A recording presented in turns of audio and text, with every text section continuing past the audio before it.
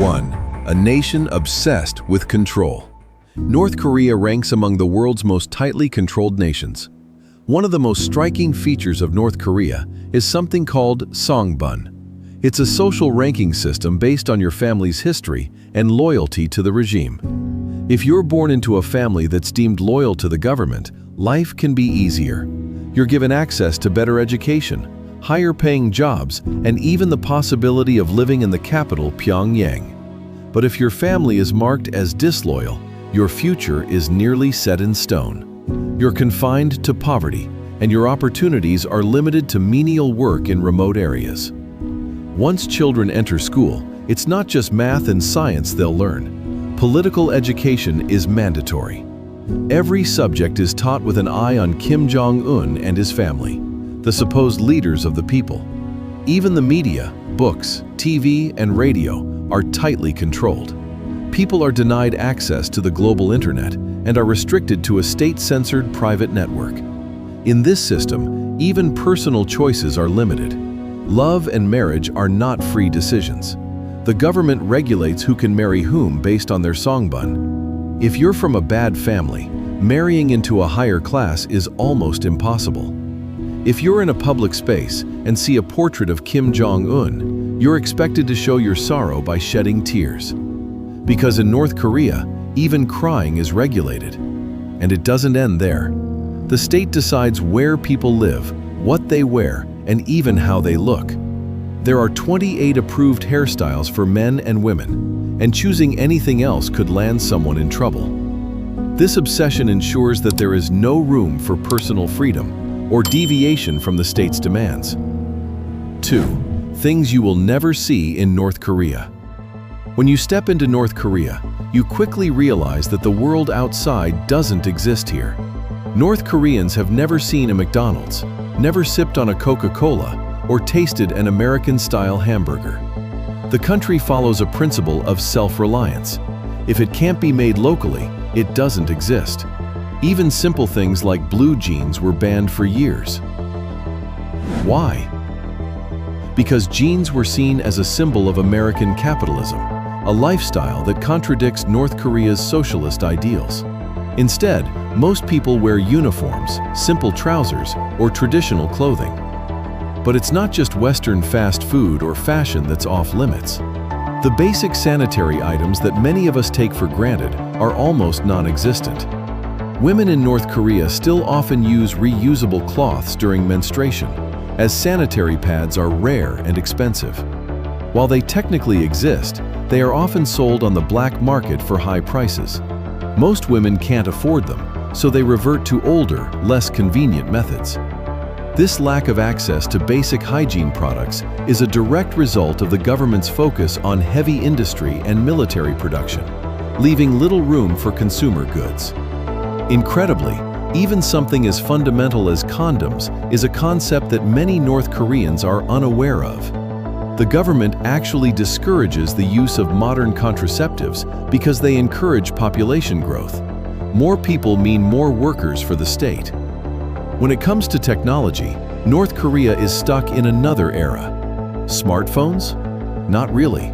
There are no iPhones, no Samsung Galaxies, and no MacBooks in sight. Instead, people rely on domestically made phones with brands like Arirang, Jindalai, or Pyongyang. These phones are basic, offering only the simplest features. And here's the kicker. Every phone is equipped with an integrated surveillance system. The state monitors everything, making sure that no unapproved content is accessed. No fast food, no social media, no modern gadgets. Could you make it a month? If yes, comment number 1. If no, comment number 2. 3. The hardest women to marry in the world. If you thought the restrictions in North Korea only affected the everyday lives of ordinary citizens, think again. In North Korea, women are expected to adhere to strict standards of modesty and elegance in their clothing. Long skirts, long sleeves, and neutral tones dominate their wardrobes, with most women rarely daring to break away from the prescribed style.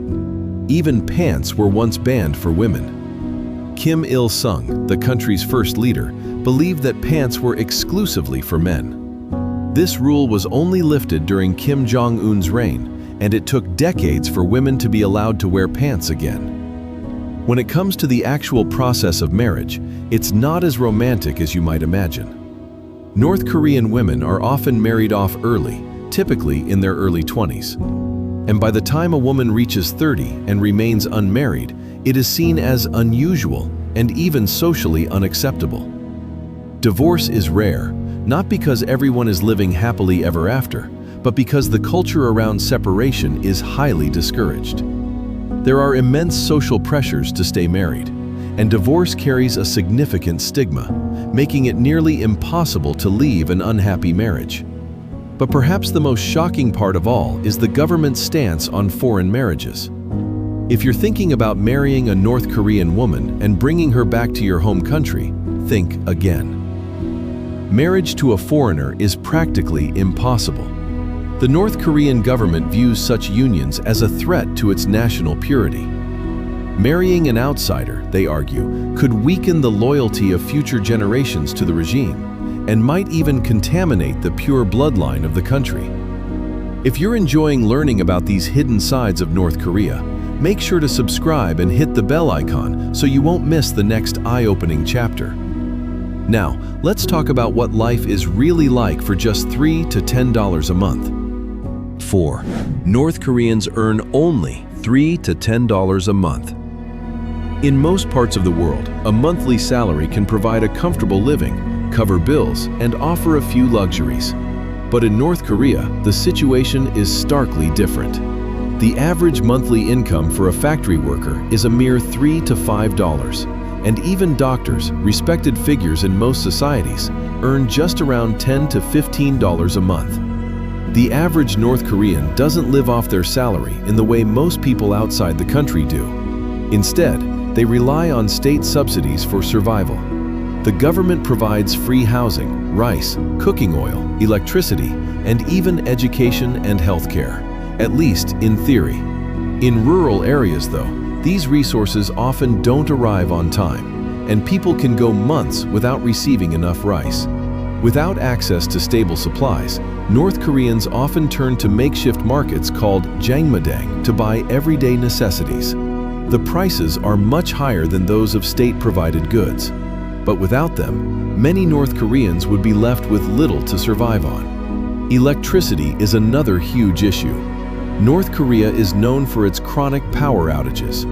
When you look at the country from space at night, it's almost completely dark, except for a few lights in Pyongyang, the capital.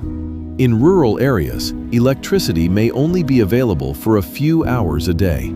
People in the cities might get more electricity, but it's far from consistent. To get by, families use candles or oil lamps at night. Wealthier households may buy car batteries to store power, but even that only provides enough energy to power a few lights or charge a phone. Imagine trying to study, work, or even simply live without reliable lighting or appliances. It's a reality that many North Koreans face daily. Even hot water is a luxury that most North Koreans don't enjoy. Public bathhouses are the only places where people can bathe with hot water, and they are usually heated by coal, wood, or oil. In winter, these bathhouses are packed with people waiting their turn, standing in line for hours just to get a warm shower. For those who can't stand the wait, they heat water in a basin at home to wash themselves, but this is hardly an ideal solution. Could you imagine living on just $3 to $10 a month with power outages and no guaranteed hot water? Let us know in the comments. 5. The insane life of Kim Jong-il. Kim Jong-il, the former leader of North Korea, lived a life that most would consider unbelievably extravagant, especially when compared to the suffering of his people. One of Kim Jong-il's most well-known obsessions was his love for movies. His personal collection was said to contain over 20,000 DVDs and films, some of them very rare and hard to find. His obsession went so far that he actually kidnapped a famous South Korean filmmaker and his wife, a well-known actress, in the 1970s. They were forced to make films for him for 8 years, during which time they were kept prisoners in his palaces. He owned dozens of palaces, a private train that was equipped with bulletproof cars, and even had his own private island. His personal chefs were flown in from other countries to prepare meals for him, and these meals often included exotic foods, rare wines, and delicacies that would cost ordinary people entire lifetimes of wages. Kim Jong-il's luxury wasn't just about food or travel, it extended to his personal harem. Kim Jong-il maintained a pleasure squad, a secret group of 2,000 beautiful young women whose sole purpose was to entertain him and his closest associates. These women, often chosen as teenagers and were forced to live in isolation. Some were trained as dancers, others as singers, and many were simply existing purely for Kim Jong-il's enjoyment. While Kim Jong-il was indulging in these excesses, his people were starving. In fact, during the 1990s, when the country suffered through one of its worst famines, it's reported that millions of North Koreans died from hunger, while Kim Jong-il continued to live in unimaginable luxury. 6. Kim Jong-un's wild modern lifestyle. Much like his father, Kim Jong-un is obsessed with luxury goods. He owns a fleet of private jets, including one fully equipped for his personal use, and even boasts a collection of luxury yachts and armored vehicles. His taste for high-end cars is legendary, with reports suggesting that his collection includes Ferraris, Mercedes-Benz, and even armored limousines. One of his most famous indulgences is his taste for food. Like his father, Kim Jong-un insists on having the finest food available. Reports have surfaced that he imports exotic delicacies from all over the world, from French cheeses to expensive wines, while his people struggle to find basic necessities. He's even known to have had caviar and sushi flown in from overseas just to satisfy his appetite. Kim Jong-un's obsession with pleasure also extends to his personal relationships. He has maintained a pleasure squad, a group of young women selected for their beauty and talent to serve his personal needs. There are also rumors that Kim Jong-un has had multiple mistresses in addition to his wife, Ri Sol-ju, and maintains a secretive, lavish lifestyle outside the public eye. What's truly shocking is that Kim Jong-un hosts lavish parties at his palaces, complete with imported alcohol, exotic dishes, and top-tier entertainment, while his people are so desperate for food that some resort to eating tree bark. Chefs are flown in from across the globe to prepare gourmet meals for him, even as ordinary North Koreans often survive on just a few spoonfuls of rice, if they're lucky. Intelligence reports reveal he spends more than $300 million a year on personal luxury items, while the average North Korean earns less than $2 a day. 7. The strange war with South Korea. The conflict between North and South Korea has lasted for over 7 decades. On one side, there are bold threats like, with a single button, we can wipe out South Korea, while the other side counters with joint military exercises and cutting-edge defense systems. While the Korean War technically ended in 1953 with an armistice, not a peace treaty, the war's consequences still ripple across the Korean peninsula. While South Korea has transformed into a thriving democracy and global powerhouse, North Korea remains a tightly controlled totalitarian state. And yet, despite their stark differences, the two nations remain intertwined in a peculiar, often hostile relationship.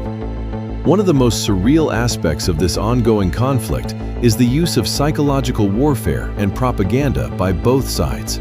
South Korea, aware of the iron grip the North Korean regime has over its citizens, has taken broadcasting K-pop music and foreign news directly into North Korea. Using giant loudspeakers along the heavily fortified border, South Korea blasts upbeat pop songs, democratic ideals, and global news into North Korean territory. The goal is to expose North Koreans to outside information, something the regime desperately wants to keep from them. North Korea, in turn, has responded with its own loudspeakers, blasting revolutionary songs and anti-South Korean rhetoric in an effort to maintain the regime's ideological control. The irony of these sound wars, each side trying to drown out the other's message with louder broadcasts, shows how much of this conflict is fought over ideas rather than territory. But it's not just about sound. The regime in Pyongyang is obsessed with blocking South Korean influence. If a North Korean citizen is caught watching a South Korean TV show or listening to K-pop, they risk being punished severely. The North Korean government considers South Korean media a corrupting influence that could weaken the regime's grip. Those caught consuming it can face imprisonment, forced labor, or even execution. And yet, despite the dangers, some North Koreans have risked their lives to listen to K-pop, sneaking across the border or listening to smuggled foreign media. Later, as tensions flared once more, South Korea changed its approach. Instead of blasting music, they began sending balloons carrying leaflets, USB drives packed with Korean dramas and K-pop hits, and even US dollars across the border. The mission stayed the same: to give North Koreans a glimpse of the outside world. North Korea, however, responded in a bizarre way, releasing thousands of balloons stuffed with trash into South Korea, nearly 15 tons in total, with one even landing dangerously close to the presidential palace. 8. The most formidable military force in Asia. The idea that North Korea could wipe out South Korea at the press of a button is no laughing matter, but a very real threat. With an army numbering around 1.3 million soldiers, North Korea maintains one of the largest standing armies in the world, supported by an enormous reserve force and an extensive military infrastructure. Since 2006, North Korea has conducted multiple successful nuclear tests, with some of its bombs being far more powerful than those used during the Hiroshima attack. The North's ability to launch long-range missiles, some of which could potentially target the United States, has made its military a source of fear and concern for both regional powers and global superpowers. However, North Korea's strength isn't just nuclear. The country has invested heavily in a wide variety of conventional weapons, including artillery, tanks, fighter jets, and special forces. Its artillery, for example, is among the largest in the world, with thousands of pieces capable of reaching South Korea and even Japan. In addition to this, the country has a large military infrastructure built around its land border with South Korea. The demilitarized zone is one of the most heavily fortified borders in the world, with landmines, barbed wire, and bunkers dotting the landscape. Furthermore, North Korea's military is backed by the Worker Peasant Red Guard, a militia force of over 5 million people, meaning that in the event of a full-scale conflict, the North could mobilize up to 8 million people, making the country one of the most militarized in the world. Conscription is mandatory for both men and women, and individuals are expected to serve for up to 10 years, a system that creates a highly disciplined and prepared population. The military-first policy has become a core element of North Korea's governance, and it has shaped the country's political and economic systems. 9. A modern-day feudal dynasty. North Korea may call itself a socialist state, but in many ways it operates as a modern-day feudal dynasty. At the heart of this system is the Kim family, which has maintained a stranglehold on power for over 7 decades. The country's leadership has passed from Kim Il-sung to his son Kim Jong-il, and now to Kim Jong-un, following the traditional patterns of hereditary succession seen in royal families. Now, global attention is shifting toward Kim Ju-ae, Kim Jong-un's young daughter. Barely in her early teens, she has already been seen alongside her father at high-profile events, from grand military parades to tours of missile facilities. State media has even referred to her as respected, a title once reserved solely for the nation's supreme leader. With such extraordinary privileges, many speculate that Kim Ju-ae is being groomed as North Korea's future crown princess. In fact, even the country's laws reflect this dynastic tradition.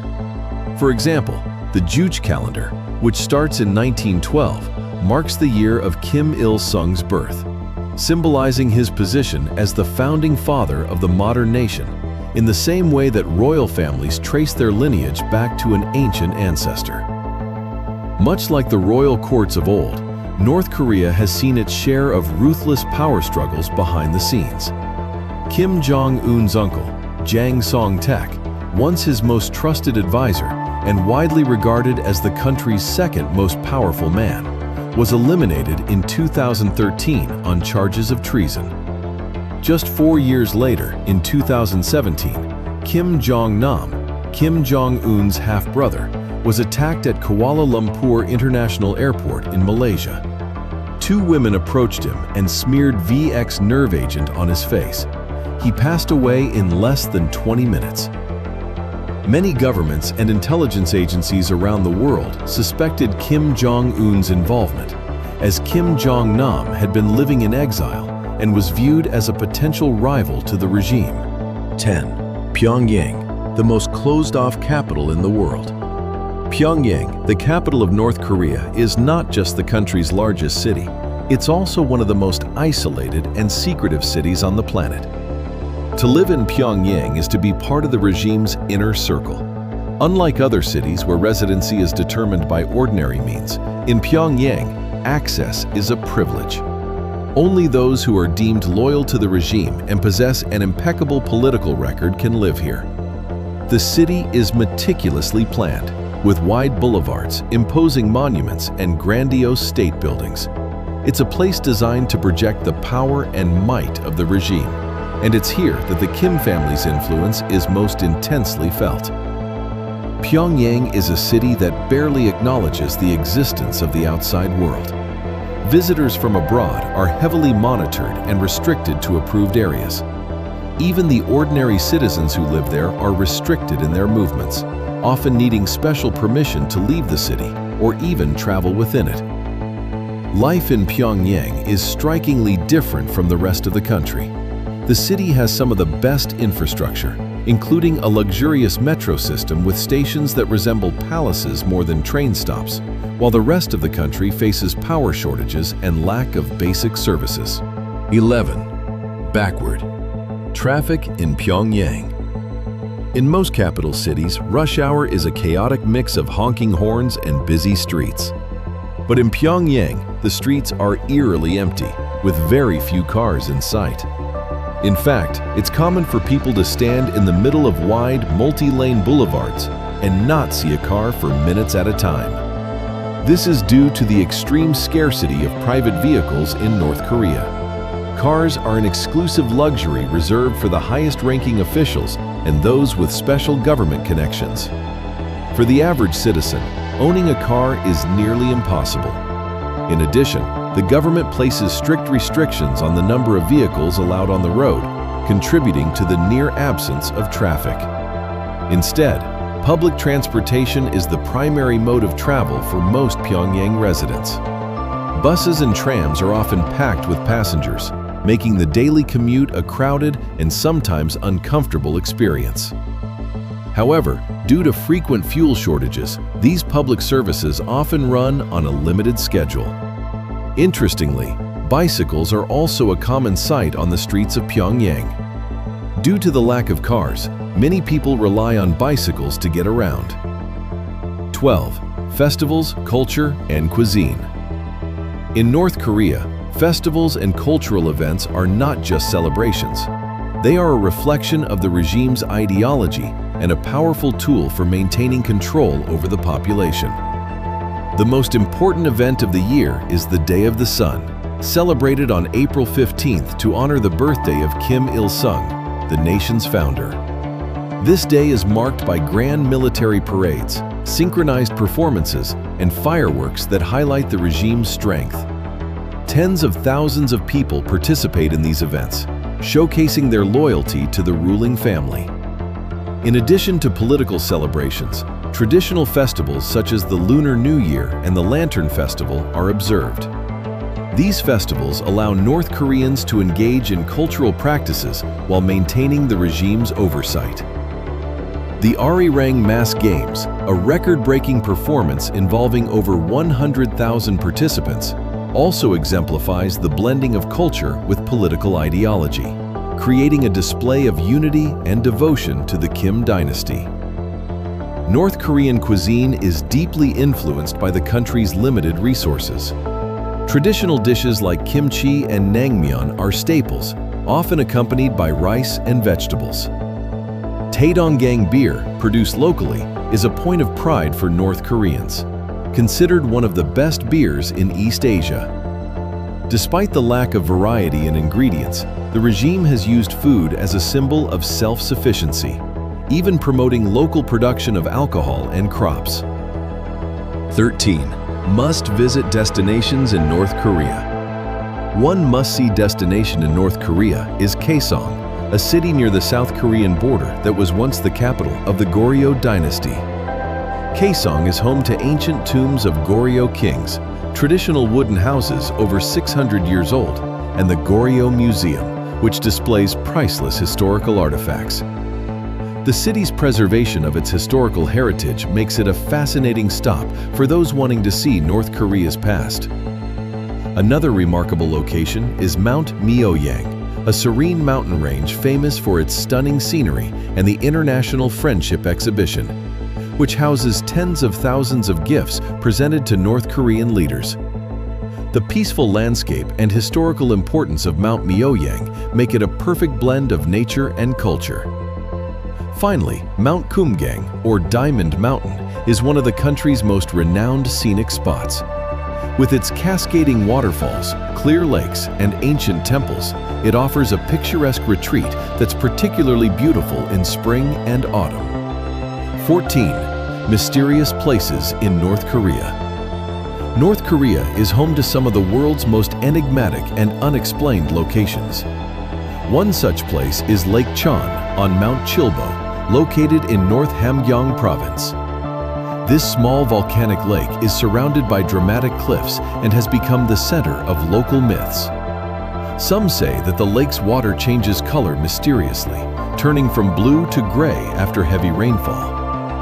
Locals believe there's a hidden power beneath the surface, but no scientific studies have been allowed. The volcanic activity in the area only adds to its air of mystery, leaving visitors and scientists alike curious about what lies beneath. Another mysterious site is Mount Paektu, the highest peak on the Korean peninsula and a symbolic birthplace of the Korean people. The mountain's Heaven Lake, nestled within its crater, has been the subject of many myths and rumors. Some reports suggest that the lake's water levels fluctuate rapidly, sometimes rising by as much as a meter in a matter of days, with no apparent reason. Geologists have speculated that these changes might be linked to underground volcanic activity, but the true cause remains unclear. The mountain is not only an important geological site, but also deeply woven into North Korea's national mythology, as the place where Kim Il-sung allegedly defeated Japanese forces during the fight for independence. 15. Important notes for tourists. Visiting North Korea is an experience like no other, but it requires careful planning and strict adherence to rules. Foreigners are not allowed to travel freely within the country. All tours must be arranged through approved tour companies, and tourists are accompanied by state-approved guides at all times. When it comes to photography, tourists must be mindful of what they capture. Photos of military installations, infrastructure, and anything considered sensitive to the regime are strictly forbidden.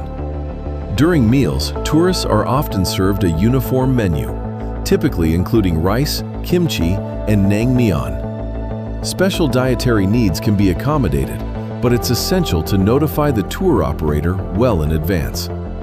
Sharing your food with locals is also considered inappropriate and can lead to uncomfortable situations.